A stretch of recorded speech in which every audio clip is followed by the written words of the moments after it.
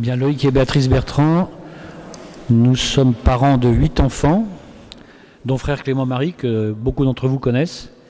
Et puis nous avons également 2 autres fils qui sont prêtres, un à Lourdes et l'autre à Soissons.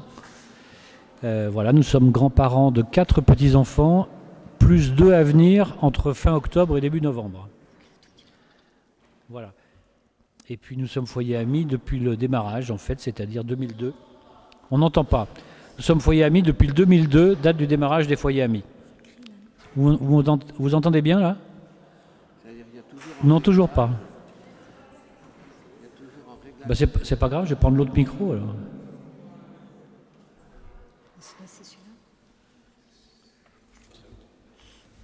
C'est mieux là? Voilà.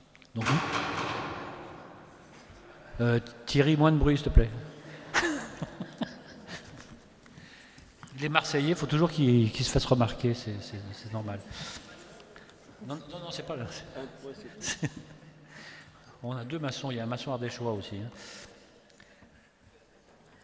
Au niveau de la présentation, c'est tout.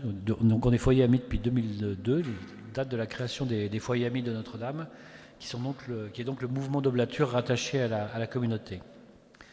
Voilà, alors, lors des 4e journées mondiales de la jeunesse en 82, Saint Jean-Paul II interpelle les 500 000 jeunes présents à Compostelle et leur dit « Je lance vers toi, vieille Europe, un cri plein d'amour, retrouve-toi toi-même.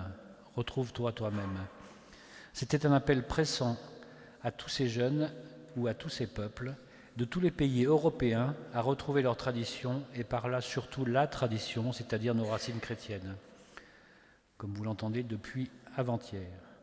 Nous trouvons dans un dictionnaire Larousse un peu ancien et également dans le catéchisme de l'Église catholique 2 significations, 2 sens à ce mot tradition. Premièrement, les manières d'agir ou de penser transmises depuis des générations à l'intérieur d'un groupe ou d'une famille. Et puis deuxièmement, la transmission de la vérité révélée à partir de l'Écriture, par les écrits des pères de l'Église, par les conciles, par les écrits des docteurs de l'Église, par la liturgie et par les documents pontificaux dans la fidélité à l'action du Saint-Esprit. Nous allons revenir dans notre propos sur les 2 définitions l'une après l'autre, mais auparavant nous voudrions commencer par un extrait d'une lettre écrite et lue par un paroissien proche de l'abbé Gordien, le curé de notre paroisse Saint-Dominique à Paris, au moment de son décès cette année, dont vous avez probablement certains d'entre vous entendu parler. Ce paroissien témoignait ainsi en s'adressant directement à l'abbé, le cercueil étant sous son nez. Il disait la chose suivante: « Vous avez vérifié pastoralement qu'il n'y a que le moderne qui se démode et qui finit par vieillir. La tradition vivante, libre, joyeuse, souriante, apostolique, ne prend jamais une ride. La tradition vivante, libre, joyeuse, souriante, apostolique ne prend jamais une ride. Au JMJ de 97, un évêque expliquait que comme un vieux pommier ne fait jamais de vieilles pommes, notre Sainte Mère l'Église enracinée dans la vie de la tradition porte toujours de nouveaux fruits. Alors oui, dans la sainte bataille, dans la sainte mêlée apostolique, il arrive que ce que l'on croit à l'arrière-garde se retrouve à l'avant-garde, à l'avant-pointe de la bataille. Il faut donc examiner cette arrière-garde, ce spécimen un peu réfractaire selon la terminologie de la Révolution française. Cher monsieur l'abbé, c'est que vous n'êtes réfractaire qu'aux idées reçues et qu'au gouvernement qui se croit au-dessus de notre Seigneur. Alors, pour illustrer la première définition, les traditions, qui sont donc des manières d'agir ou de penser transmises depuis des générations à l'intérieur d'un groupe ou d'une famille. Nous pouvons penser aux traditions que nous avons reçues, que nous recevons encore, que nous perpétuons et que nous tentons de faire partager à nos enfants, quel que soit leur âge. Comme tout éducateur, il nous faut dire souvent, exiger parfois, témoigner toujours. Autrefois, beaucoup de mouvements éducatifs, sociaux et autres existaient et étaient pris en charge par des congrégations religieuses. L'Église témoignait par là, entre autres, d'une belle réalité de notre Église fondée par Jésus-Christ, dans le soutien aux plus faibles et aux plus fragiles. Malheureusement, par le chemin de l'histoire, par les mentalités individualistes, hédonistes, relativistes de nos sociétés, le manque de vocation s'en est suivi. Et nous avons vu s'éteindre peu à peu toutes ces belles œuvres. Aujourd'hui, nous voyons avec beaucoup d'espérance le début d'un renouveau par la volonté et la générosité de nombreux laïcs qui prennent ces relais. Voilà, nous donnons 3 exemples et c'est loin d'être exhaustif. L'association Simon de Sirène, qui sont des personnes valides et des personnes handicapées physiques qui vivent dans un même lieu de vie. Il y en a une dizaine en France. Plusieurs associations pour les futures mères en détresse, Magnificat, Marthe et Marie, etc. L'accueil de personnes ayant vécu dans la rue, qui sont en colocation avec des jeunes professionnels, les colocations Lazare ou l'APA. Voilà, nous pouvons voir que tout ça est quand même inspiré de l'Église catholique. Et que, en général, ceux qui s'y engagent ont une formation très catholique. Si le scoutisme s'est toujours maintenu, les patronages qui existent aussi depuis très longtemps deviennent une vraie nécessité pour beaucoup de parents par rapport à leur vie professionnelle, mais aussi une véritable aide à l'éducation. Dans plusieurs paroisses, alors en tous les cas à Paris, il y en a depuis toujours, mais on sent qu'il y a un vrai renouveau, que ça est vraiment une réelle demande de parents, en province aussi, et puis le patronage bien sûr de Saint-Pierre de Colombier qui marche bien. Plus spirituellement, nous voyons aussi de plus en plus de paroisses qui instaurent l'adoration perpétuelle, au moins plusieurs jours par semaine, voire quelques heures dans les campagnes. Les différents pèlerinages, des pères et mères de famille à Cotignac et maintenant aux 4 coins de France, le pèlerinage de Chartres, Saint-Jacques-de-Compostelle, la marche des pères de famille autour du 19 mars dans les grandes villes, etc. Les processions pour la fête de l'Immaculée Conception le 8 décembre, pour le chemin de croix, pour la fête Dieu, fête aussi du Saint-Sacrement. Le renouveau des rogations, c'est une tradition qui revient dans le monde rural au moment de l'Ascension. Étant donné le manque de prêtres, certains curés de campagne proposent d'apporter carrément un pot de terre des champs ou des jardins et qu'ils bénissent pendant la messe. Là aussi, retour aux traditions. Les plus jeunes générations de religieux portent beaucoup plus l'habit. Certains, comme les Dominiques, d'ailleurs, ne l'ont jamais quitté. De plus en plus de jeunes prêtres portent la soutane ou le clergyman. Ils savent que c'est important de les voir dans la rue. C'est une forme de disponibilité et de témoignage qu'ils proposent. Après l'angoisse suite au Covid et la désertion des fidèles dans les paroisses, plusieurs prêtres reconnaissent que leurs églises sont de nouveau remplies. Actuellement à Lourdes, les salariés et les chapelains disent avoir beaucoup plus de monde qu'avant le Covid. Cette année, ils ont dit ne pas avoir eu autant de monde pour le 11 février depuis au moins 10 ans. Grand retour. Et entre autres, c'est une ville étape cette année pour l'aller ou le retour des JMJ. Donc ils vont avoir également beaucoup de jeunes. Le nombre de baptêmes et de confirmations d'adultes est en augmentation. Les demandes d'entrée en catéchuménat aussi. Soyons néanmoins vigilants, nous laïcs, à accueillir ces nouvelles vocations, ces nouvelles conversions, parce qu'il ne faut pas qu'elles désertent l'Église après avoir été dans l'euphorie d'un nouveau baptême. Nous en profitons pour remercier la famille missionnaire de Notre-Dame pour la formation qu'elle nous donne pendant les sessions, les forums, les journées de pèlerinage, etc. Toutes les propositions pour les enfants, pour les jeunes et les adultes.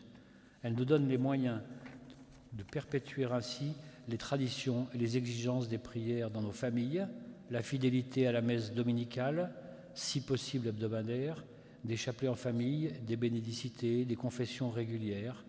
Comme l'a écrit le Père Dorne dans le directoire des foyers aimés de Notre-Dame, autant de moyens indispensables pour nourrir l'âme et lui permettre d'exprimer librement son amour dans la louange et l'action de grâce.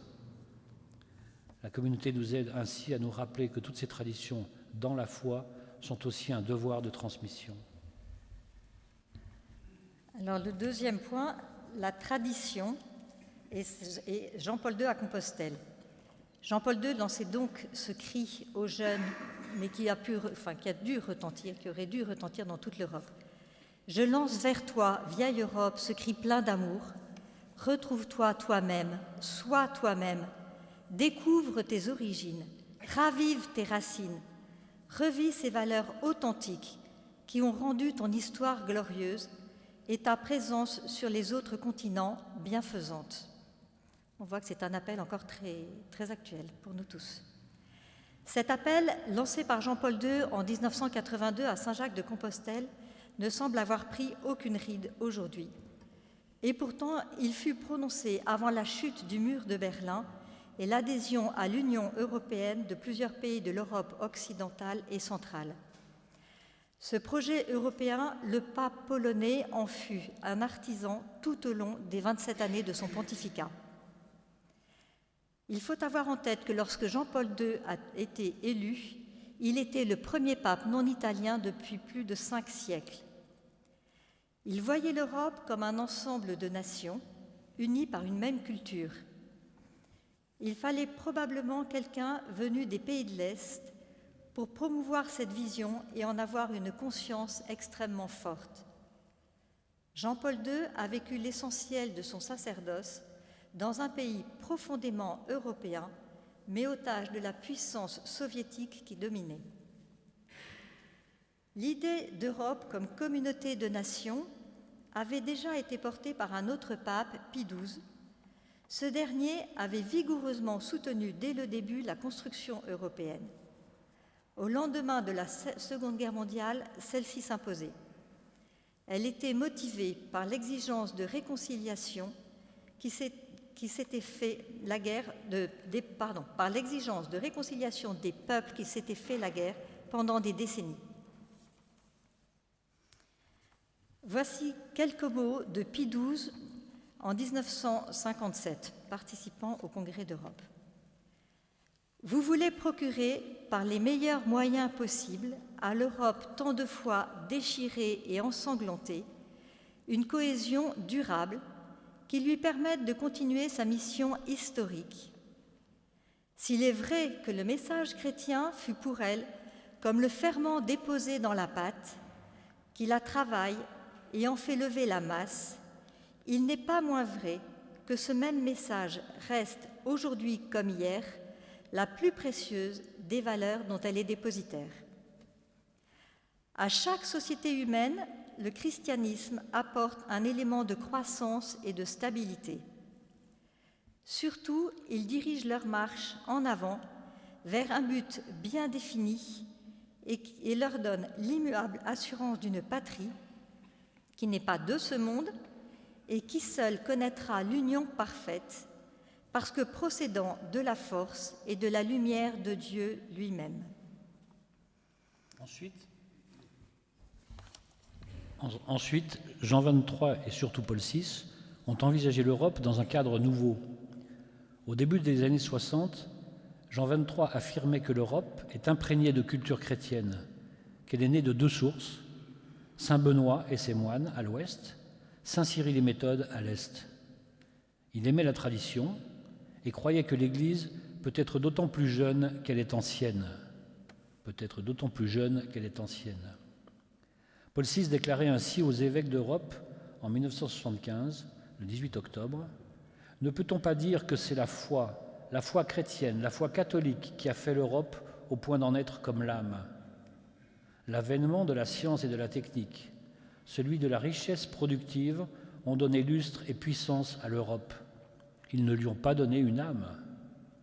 L'époque des révolutions a vu s'accentuer le morcellement et l'indépendance. L'unité est à refaire. Nous pensons, nous, que seule la civilisation chrétienne dont est née l'Europe peut sauver ce continent du vide qu'elle éprouve, lui permettant de retrouver son identité spirituelle et de prendre donc ses responsabilités morales envers les autres partenaires du globe. Nous pouvons bien évidemment regretter qu'actuellement cette vision de l'Europe soit complètement dévoyée, dans une volonté mondialiste qui est essentiellement tournée vers la finance et une destruction de la société par toutes les idéologies contre la famille, la culture de mort, le gender, le wokisme. La franc-maçonnerie est la religion de la République, nous a déclaré Vincent Payon, et ça nous a été rapporté hier soir. La franc-maçonnerie est la religion de la République. C'est horrible d'entendre ça. La France a malheureusement une grande part de responsabilité. C'est à la demande insistante du président Chirac que la référence aux racines chrétiennes de l'Europe fut finalement retirée en 2004 du projet de préambule à la Constitution européenne. Ce refus est resté une blessure pour bon nombre de catholiques en France et en Europe. Les papes dont nous venons de vous parler, les papes qui leur ont succédé, ont tant espéré et fait pour que l'Europe retrouve la tradition avec un grand T et la tradition de ses racines chrétiennes. Toujours à Saint-Jacques de Compostelle, pendant les JMJ de 82, Jean-Paul II dit encore aux jeunes « Après 20 siècles d'histoire, malgré les conflits sanglants qui ont marqué la vie du continent, il faut affirmer que l'identité européenne est incompréhensible sans le christianisme. » Jean-Paul II, toujours en 2003, dans l'exhortation apostolique Ecclesia in Europa, l'Europe a besoin d'un saut qualitatif dans la prise de conscience de son héritage spirituel. Un tel élan ne peut lui venir que d'une écoute renouvelée de l'évangile du Christ. Il appartient à tous ces chrétiens, à tous les chrétiens, de s'employer à satisfaire cette faim et cette soif de vie. Quant à Benoît XVI, il voyait avec amertume ce choc qui caractérise le monde d'aujourd'hui, l'émancipation radicale de l'homme par rapport à Dieu. Dans son livre « Rien que la vérité », Monseigneur Ganschwein, qui a donné ce livre assez vite après la mort de Benoît XVI, nous livre la pensée du cardinal Ratzinger. À l'époque, Ratzinger a beaucoup réfléchi à la situation en Europe et a notamment déploré le développement d'une culture qui, d'une manière inconnue de l'humanité, exclut Dieu de la conscience publique, soit qu'il soit nié purement et simplement, soit que son existence soit jugée indémontrable, incertaine, et donc du domaine des choix subjectifs, en tout cas sans rapport avec la vie publique. Il avait été particulièrement frappé par le débat sur le préambule de la Constitution européenne, au cours duquel étaient apparues des opinions divergentes quant à la référence explicite de Dieu et à la mention des racines chrétiennes du continent. Au travers des paroles de nos papes, nous pouvons voir, et c'est une évidence, que le cœur profondément chrétien de l'Europe a été d'une importance capitale pour chacun d'eux. Nous voyons l'évolution dans leur message de l'espérance de Pie XII à l'inquiétude croissante de Jean-Paul II puis de Benoît XVI. C'est peut-être pour cela que ces papes nous ont donné de grands saints comme patrons et copatrons de l'Europe. Saint Benoît, au Ve siècle, que nous venons de fêter ce 11 juillet, est proclamé patron de l'Europe par Paul VI en 1964. Il fonda les premiers monastères, d'où partit le mouvement de christianisation de l'Europe occidentale et centrale. Il est le père des moines d'Occident. Saint Cyril et Méthode, proclamé copatron de l'Europe en 1980 par Jean-Paul II, nés au IXe siècle, frères inséparables, ils ont évangélisé les peuples slaves. Trois saintes, proclamées copatronnes de l'Europe en 1999 par Jean-Paul II, Sainte Brigitte de Suède, au XIVe siècle, œuvra beaucoup pour la paix en Europe. Sainte Catherine de Sienne, au XIVe siècle aussi, docteur de l'Église, engagée sur le plan politique et diplomatique. Elle alla trouver le pape Grégoire XI installé à Avignon et exerça une grande influence pour son retour à Rome. Sainte Thérèse Bénédicte de la Croix, Edith Stein, carmélite polonaise née en 1891 dans une famille juive. Elle fit sienne la souffrance du peuple juif et, selon les mots de Jean-Paul II, par sa persécution, elle ressentit que la croix du Christ était mise sur le dos de son peuple. Elle fut déportée et exécutée à Auschwitz. Nous pourrions développer la vie de ces grands saints, de tous les saints qui ont fait notre Église. Vous parlez des cathédrales, des ordres monastiques, des ordres religieux qui ont construit la France et l'Europe. Nous avons tous de quoi occuper notre été et Sœur Gaëtane nous en a donné aussi beaucoup d'exemples. Prions tous nos saints pour l'avenir de la France et de l'Europe, pour faire en sorte que les dirigeants et gouvernants reconnaissent avec lucidité, honnêteté et vérité le devoir de revenir aux traditions et à la tradition, c'est-à-dire à nos racines chrétiennes. Pour conclure, on va aussi vous donner une anecdote importante quand même sur notre paroisse aussi. Soyons encouragés par cette session, par tout ce que nous vivons et recevons auprès de la communauté, et les uns avec les autres. Que tout cela nous aide à reprendre les forces et le ressourcement nécessaires dans cette période très difficile que nous vivons dans l'Église et dans le monde. Soyons prêts à vivre et à nous engager autant que nous le pouvons. Aidons nos prêtres qui ont le désir et la volonté de reprendre et perpétuer la tradition.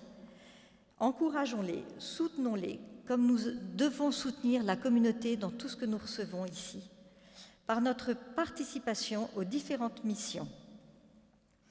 Nous voudrions vous partager une anecdote que nous avons vécue sur notre paroisse par rapport justement à la tradition et à certains mouvements de la tradition.